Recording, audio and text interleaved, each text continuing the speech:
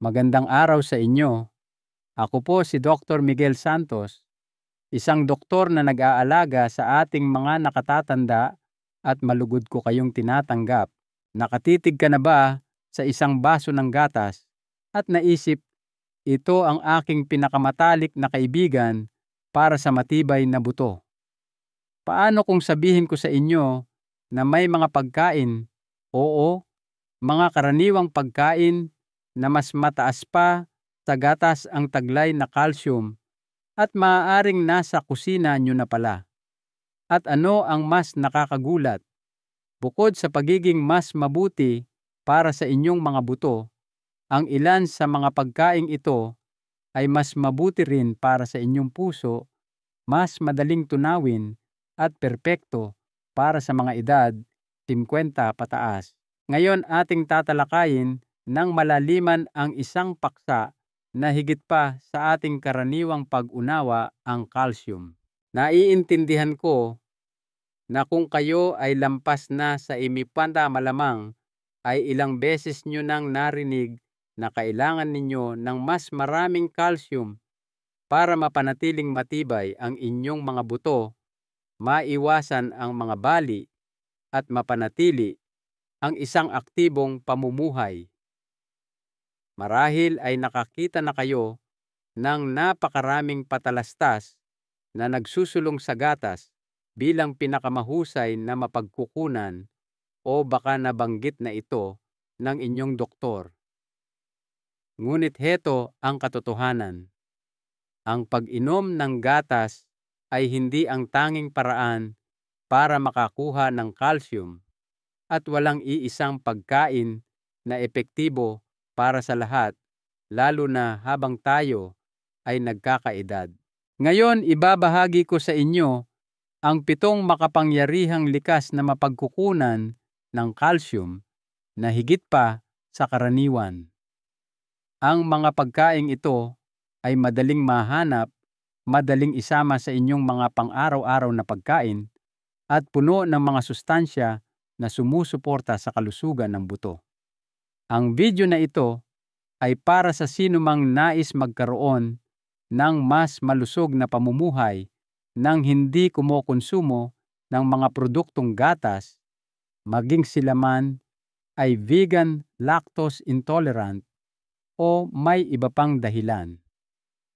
Higit pa sa pagbanggit lamang ng mga pagkain, ipapaliwanag natin kung paano gumagana ang mga ito, kung paano gamitin sa pang-araw-araw na sitwasyon, anong mga pagkakamali ang dapat iwasan, at kung paano mapapalaki ang pagsipsip ng sustansya sa pamamagitan ng pagsasama-sama nito sa iba pang mga nutrisyon.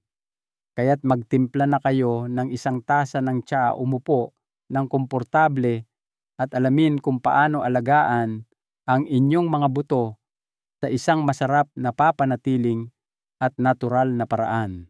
Handa na ba kayong baguhin ang inyong pag-unawa sa calcium? Simulan na natin. Bago tayo magsimula sa listahan, nais kong marinig ang inyong panig. Naranasan nyo na bang mahirapan sa pagkuha ng sapat na calcium nang hindi kumakain ng mga produktong gatas? O may natuklasan ba kayong diyeta na nagdulot ng malaking pagbabago sa kalusugan ng inyong buto, sigla, o kahit sa inyong pagtulog?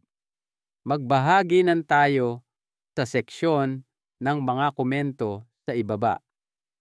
Ang inyong karanasan ay maaaring makatulong sa isang taong nanonood ngayon, marahil ay isang taong katulad ninyo. Bakit ang calcium ay higit pa sa gatas lamang?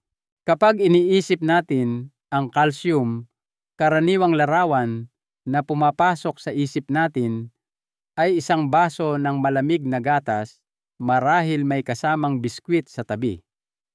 Narinig natin na ang pag-inom ng gatas ay magpapalakas sa atin. Gayunpaman, habang tayo ay tumatanda, iba na ang kwentong isinasalaysay ng ating mga buto at katawan.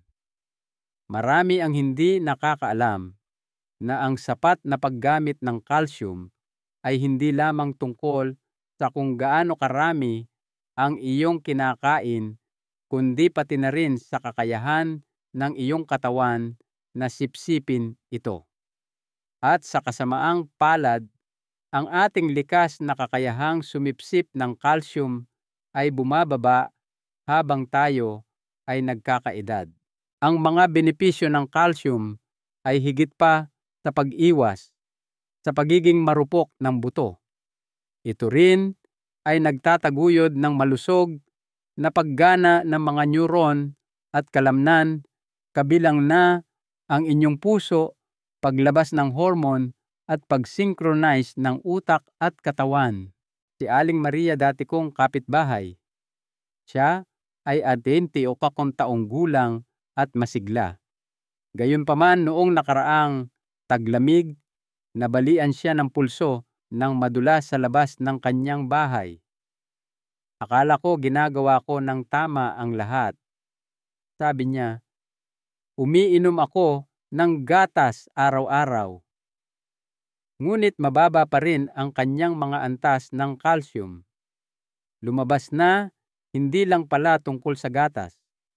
Ayon sa kanyang doktor, may kinalaman ito sa kung ano pa ang kanyang kinakain o hindi kinakain at kung paano ito pinoproseso ng kanyang katawan. Bago tayo magpatuloy, mangyaring ipaalam ninyo sa akin kung taga saan kayo nanonood ngayon. Huwag mag-atubiling magtanong ng anumang mayroon kayo at mag-iwan ng komento sa ibaba. Tandaan na i-click ang subscribe button at i-on ang notifications para hindi nyo makaligtaan ang anumang mga pangunahing payo sa kalusugan para sa mga senior. At gusto kong malaman kung kasama ko kayo ngayon. Kung ang video na ito ay tumutugma sa inyong nararamdaman, i-type ang 1 sa section ng komento. Kung hindi naman i-type ang 0. Isang karaniwang pagkakamali ang pag-aakala na ang sikreto sa matibay na buto ay gatas lamang. Ngunit ang calcium ay nagmumula sa iba't ibang mapagkukunan at ang ilan sa mga ito ay mas sagana at mas madaling sipsipin ng katawan. Ang magandang balita para sa mga lactose intolerant o mas gusto ang mga non-dairy options. Marami sa mga mapagkukunang ito ay plant-based, madaling makuha at banayad sa tiyan. Kung kayo ay nasa ilalim ng impresyon na ang calcium ay matatagpuan lamang sa gatas, magugulat kayo sa mga susunod. Magsimula tayo sa isang maliit na buto na may malaking epekto sa kalusugan ng buto. 1. Mga buto ng chia seeds, ang maliliit na higante ng kalusugan ng buto. Kung may magsabi sa inyo na isang kutsara ng maliliit na itim na buto ay makakatulong na palakasin ang inyong mga buto, maaaring itaas nyo ang inyong kilay. Gayunpaman, ang mga buto ng chia ay isa sa pinakamakapangyarihang mapagkukunan ng calcium sa kalikasan.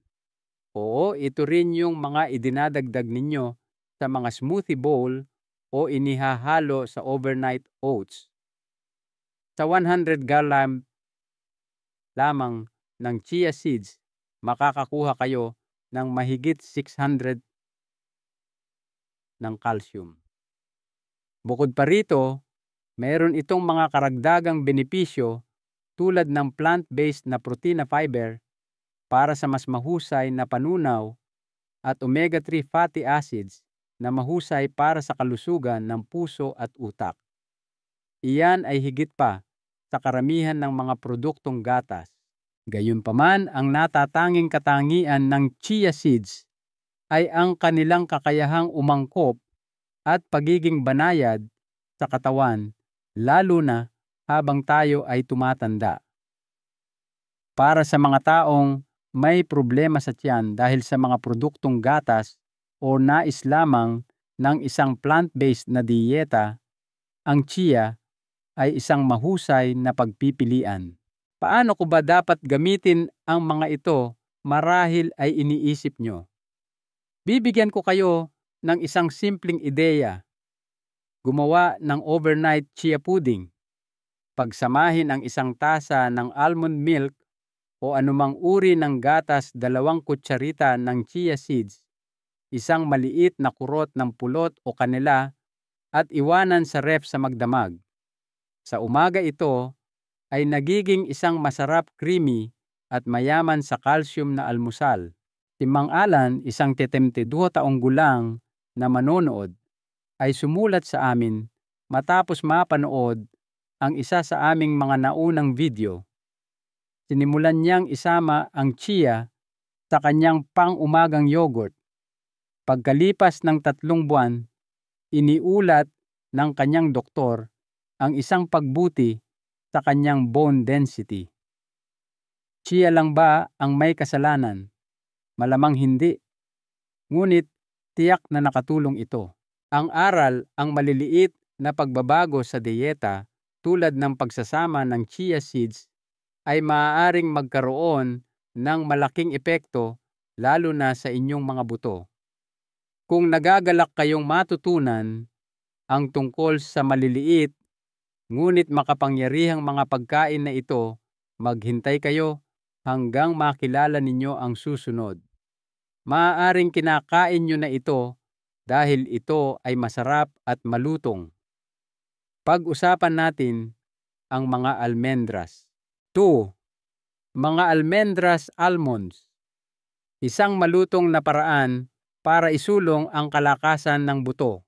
Ang pagkain ng merienda ay isang likas na bahagi ng buhay at madaling abutin ang mga biskwit o chichirya kapag meron kayong pananabik sa hapon. Gayunpaman, paano kung sabihin namin sa inyo na merong isang masarap at nakakabusog na merienda na nagtataguyod din ng kalusugan ng buto? Ipasok natin ang mga almendras. Ang mga malutong na maliliit na mani na ito ay siksik sa sustansya bukod sa pagiging masarap. Makakakuha kayo ng humigit kumulang 260 miliganan ng calcium mula sa 100 garat pan lamang ng almendras. Iyan ay isang magandang karagdagan sa inyong pang-araw-araw na pangangailangan. Gayunpaman, ang almendras ay higit pa riyan.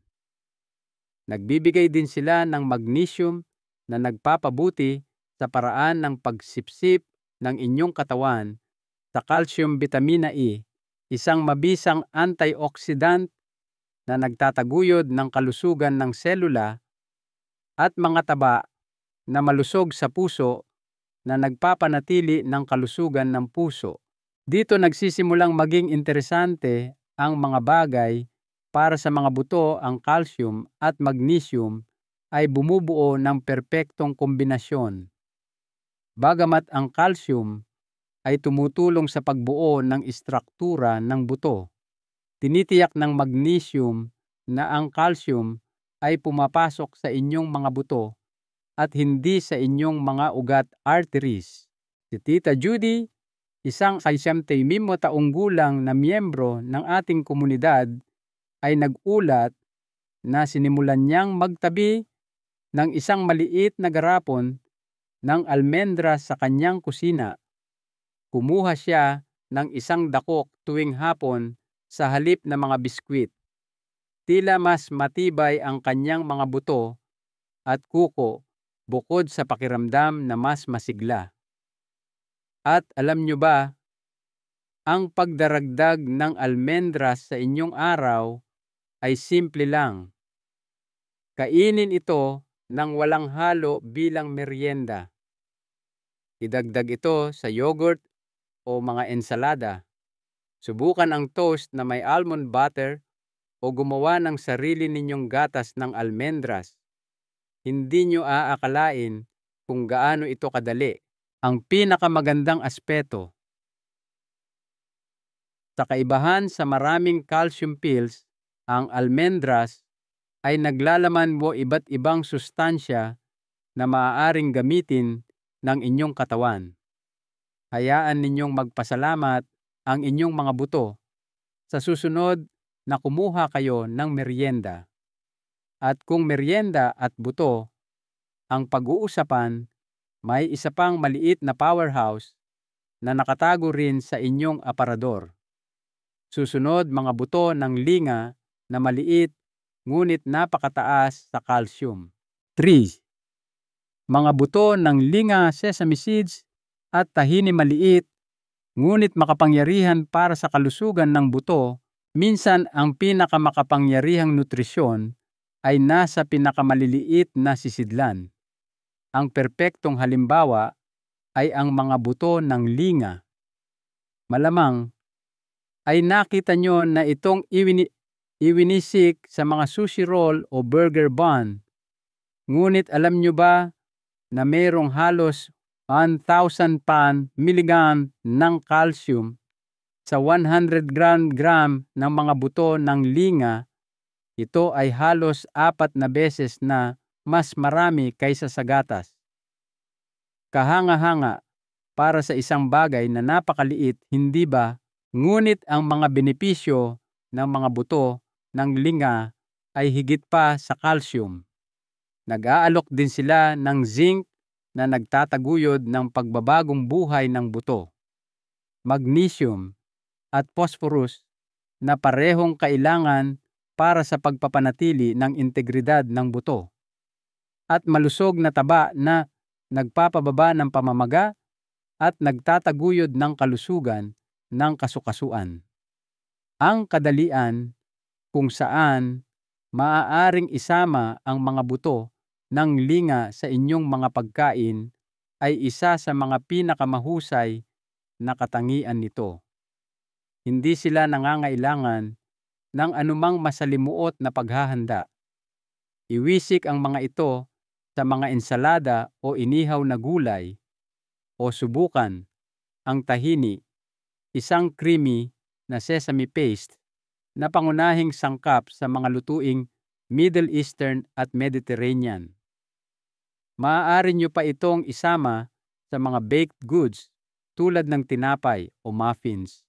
Ilang taon na ang nakalilipas na aalala ko ang pagbisita sa isang kaibigan sa probinsya. Bilang pagsunod sa isang matagal ng tradisyon ng pamilya, ang kanyang lolo na si Lolo Kiko ay kumakain ng isang piraso ng tinapay na may tahini at langis ng oliba tuwing umaga. Sa edad na 82, patuloy siyang naglalakad ng ilang kilometro araw-araw nang walang tungkod. Napaisip ako, marahil mayroong isang bagay sa mga tradisyonal na pagkain ito na hindi natin napapansin. Isang maliit na bagay lang na dapat tandaan: ang mataas na nilalaman ng oxalate ng mga buto ng linga ay maaaring bahagyang makasira sa pagsipsip ng calcium.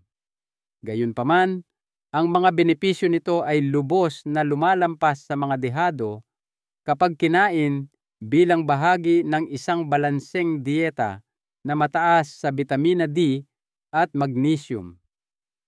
Kaya huwag maliitin ang epekto ng isang wisik sa susunod na magdaragdag kayo ng palamuti sa inyong pagkain.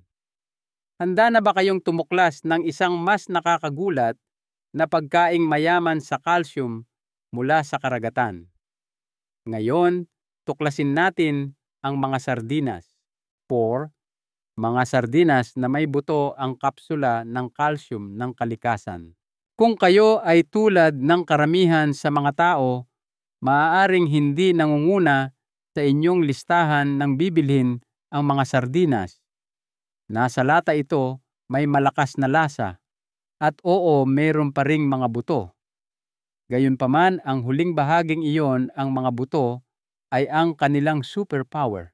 Ang mga sardinas, lalo na kapag kinain kasama ang kanilang maliliit at malambot na buto, ay isa sa mga pinakamahusay na mapagkukunan ng calcium na mula sa hayop, makakakuha kayo ng humigit kumulang 318 miligram ng calcium mula sa 100 gram na lamang. Ang maliliit na butong iyon ay madaling nguyain at tunawin. Ngunit ang mahika ng sardinas ay hindi nagtatapos doon. Naglalaman din sila ng bitamina D na mahalaga para sa pagsipsip ng calcium, omega-3 fatty acids na sumusuporta sa paggana ng puso at utak at nagpapababa ng pamamaga, at dekalidad na protina na perpekto para sa pagpapanatili ng mas ng kalamnan habang tayo ay tumatanda. Hindi lahat ay nakakaalam nito.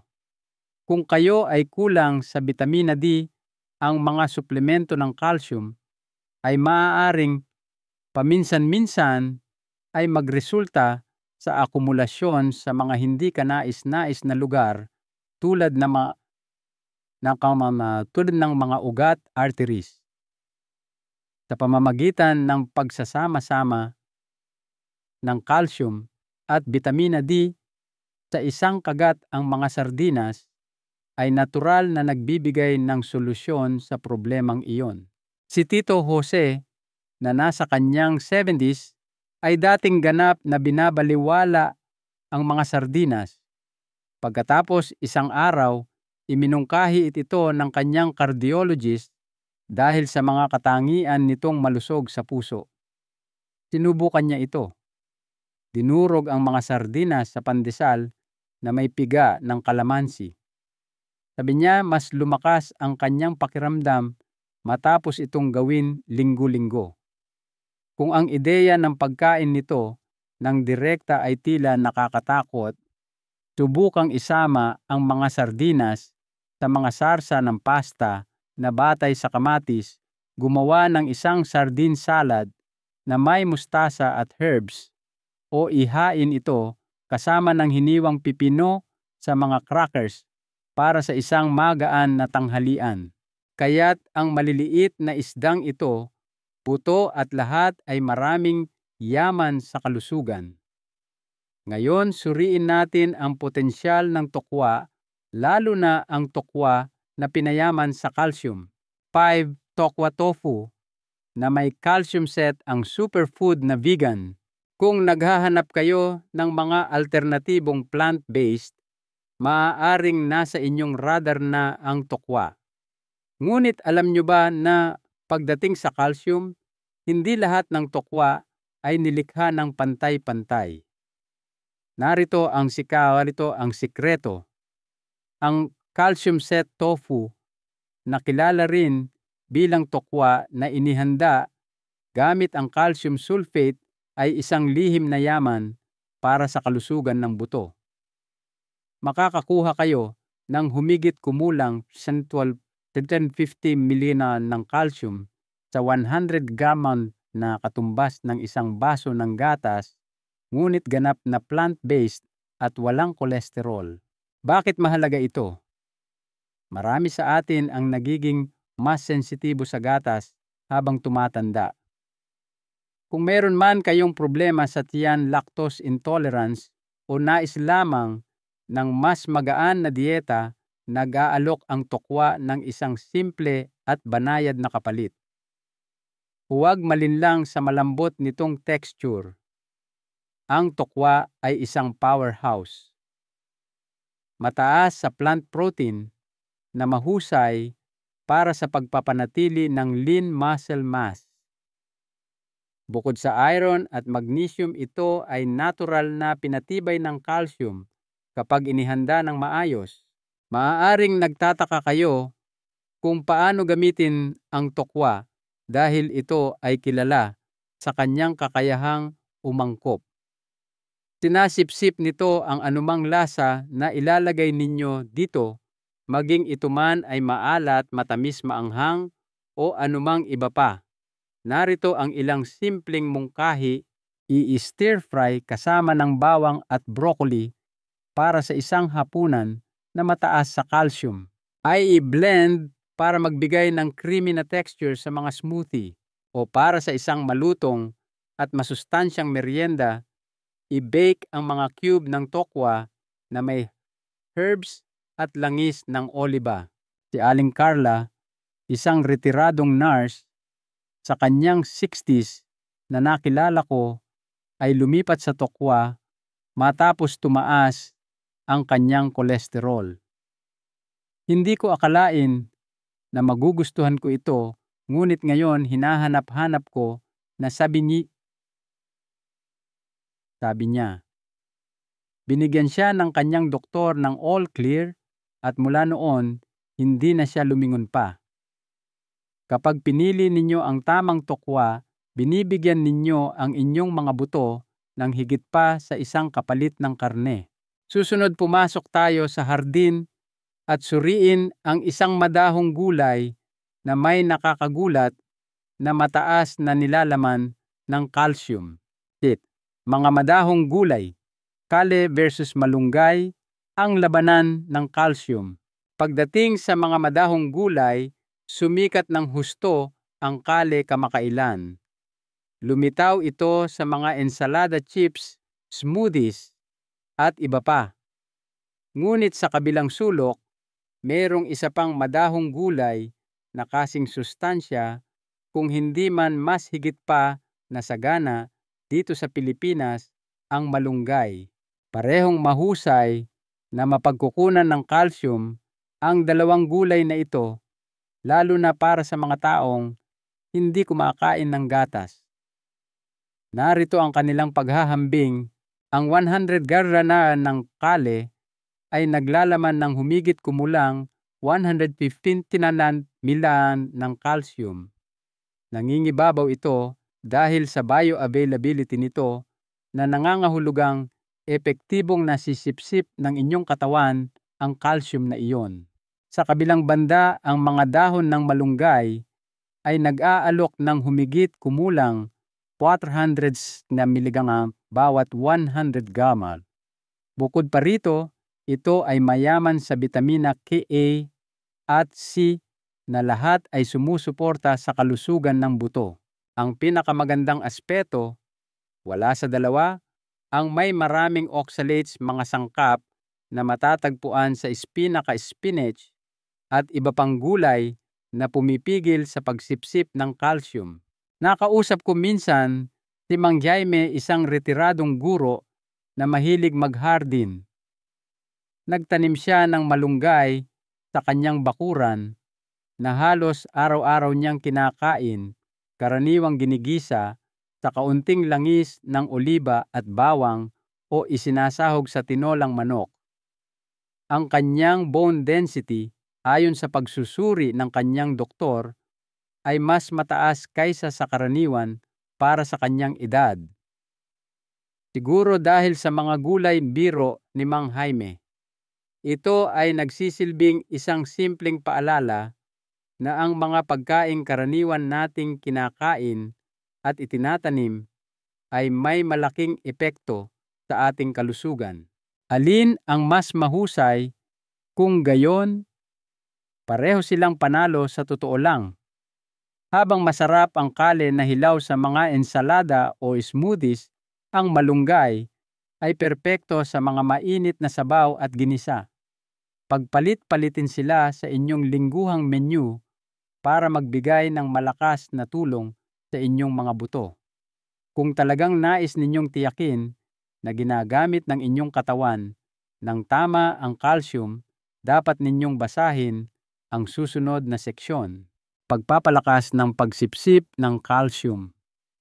Mga kaibigan at kaaway, nagsimula na kayong magsama ng mas maraming pagkaing mayaman sa calcium sa inyong plato, tulad ng mga madahong gulay, chia seeds, almendras at tokwa.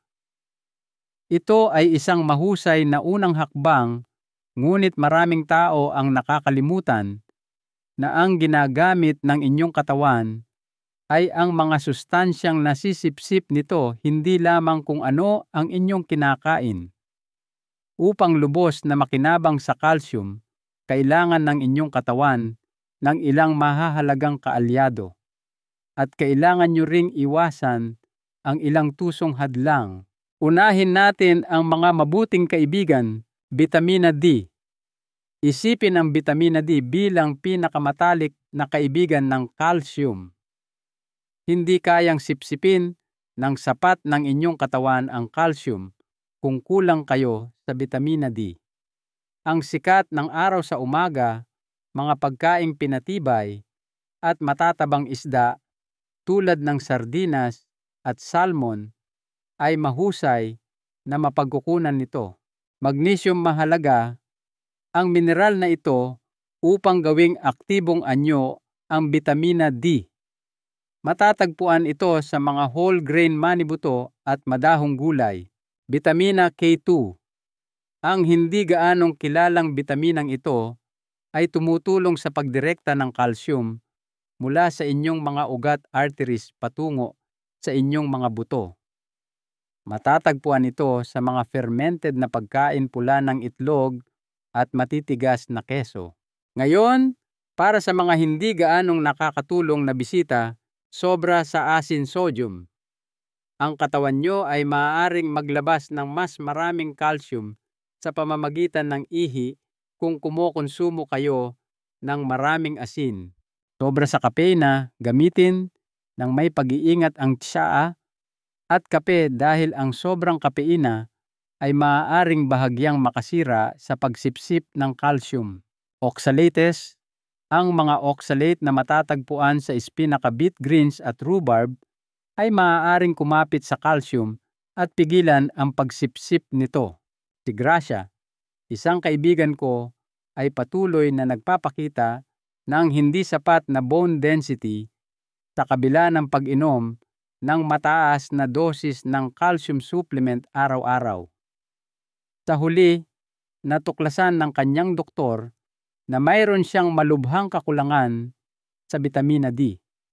Lubos na bumuti ang mga bagay nang baguhin niya ang kanyang rehimen, nagdagdag ng pang-araw-araw na paglalakad sa araw at uminom ng maliit na tableta ng bitamina D. Ang aral, ang mas maraming calcium ay hindi palaging sagot. Minsan kailangan ng iyong katawan ng tamang kondisyon upang magamit ito ng epektibo. At kung paggamit ng epektibo ang pag-uusapan, gaano karaming calcium ba ang kailangan ninyo araw-araw? Sa susunod na seksyon, gawin nating simple at malinaw ang mga bagay. Gaano karaming calcium ang kinakailangan at paano ito subaybayan? Marami na tayong napag-usapan tungkol sa calcium. Kung saan ito mahanap, paano ito sipsipin at maging kung ano ang humahadlang dito. Ngunit huminto tayo sandali para itanong gaano karaming calcium ang kinakailangan araw-araw. Ayon sa National Institutes of Health, ang mga taong nasa pagitan ng edad na 51 at 70 ay nangangailangan ng humigit kumulang 1,000 pilililam bawat araw para sa mga lalaki at 1,200 mg bawat araw para sa mga babae. Anuman ang kanilang kasarian, ang mga lampas sa 70 ay nangangailangan ng 1,200 mg araw-araw. Bagamat tila marami iyon, ang paghahati-hati nito sa 3 pagkain at isang merienda ay ginagawa itong mas madaling makamit. Narito ang isang halimbawa kung ano ang maaaring maging itsura niyan sa isang araw. Almusal chia pudding, 180 mg. Tanghalian stir-fry na tokwa, 350 mg. Merienda, isang dakok ng almendras, 100 ml nga. Hapunan sabaw ng malunggay, 230 ml o higit pa. Kung magdaragdag pa kayo ng gatas ng halaman na pinatibay ng calcium, nasa tamang landas na kayo. Ngunit paano kayo mananatili sa tamang direksyon? Maaari kayong gumamit ng ilang simpleng tool, isang simpleng tala-arawan ng pagkain, o isang tala sa telepono, mga app na sumusubaybay sa inyong pang-araw-araw na paggamit ng calcium tulad ng chronometer o MyFitnessPal o simpleng isang listahan ng inyong mga paboritong pagkaing mataas sa calcium na nakadikit sa ref. Tinulungan ko ang aking tita Elena na gumawa ng lingguhang chart ng calcium sa kanyang whiteboard sa kusina. Nagdaragdag siya ng mga bagay sa kanyang mga pagkain at minamarkahan ang mga ito araw-araw. Sabi niya gusto niyang subaybayan ang kanyang pag-unlad at ginawa nitong parang laro ang malusog na pagkain sa halip na isang pasanin. Tandaan ang pagiging pare-pareho sa paglipas ng panahon ay mas mahalaga kaysa sa pagiging perpekto araw-araw. At ngayon na natutunan nyo na ang lahat higit pa sa handa na kayo para sa huling yugto. Tapusin natin ito sa isang 7 araw na hamon upang isabuhay ang inyong bagong kaalaman. Ang hamon para palakasin ang mga buto. Ang video na ito ay sumaklaw sa mas maraming bagay kaysa sa mga pagkain at sustansya lamang. Tinalakay natin ang mga gawain desisyon at pag-aalaga sa inyong mga buto, ang isang bagay na nagpapanatili sa inyo sa buong buhay. Panahon na ngayon upang gamitin ang lahat ng kaalaman na ating natutunan. Tingnan ang madaling hamon na ito ngayong linggo, ang 7 araw na hamon para sa matibay na buto. Araw-araw, subukang isama ang isa sa mga pagkaing mataas sa calcium na ating tinalakay. Maaari kayong maghalo at magtugma ayon sa gusto ninyo. Para sa inyong inspirasyon, narito ang isang halimbawang schedule. Unang araw, isama ang chia seeds sa inyong smoothie o cereal. Ikalawang araw, kumain ng toast na may almond butter o isang dakok ng almendras bilang merienda. Ikatlong araw, magdagdag ng mga buto ng linga sa isang ensalada o gumawa ng simpleng tahini dressing. Ikaapat na araw, masiyahan sa sardinas sa isang ulam na pasta o sa ibabaw ng whole grain na tinapay. Ikalimang araw, i-stir fry ang inyong mga paboritong gulay na may tokwa na may calcium set. Ika-6 na araw, maaari kayong maggisa ng malunggay na may bawang o gumawa ng sabaw nito. Ika-7 araw, pagsamahin ang inyong mga paborito para sa isang nakakabusog na hapunan na pampatibay ng buto. Karagdagang payo-subaybayan ang inyong mga nararamdaman. Mayroon bang mga pagbabago sa mood panunaw o antas ng enerhiya? Minsan ang pinakamaliliit na pagbabago ay maaaring magkaroon ng pinakamalaking epekto. Isang huling aral mula sa inyong doktor. Bilang inyong doktor, nais kong iwan sa inyo ang isang mahalagang aral sa buhay. Ang pag-aalaga sa ating katawan ay hindi isang mabilisang takbo kundi isang marathon.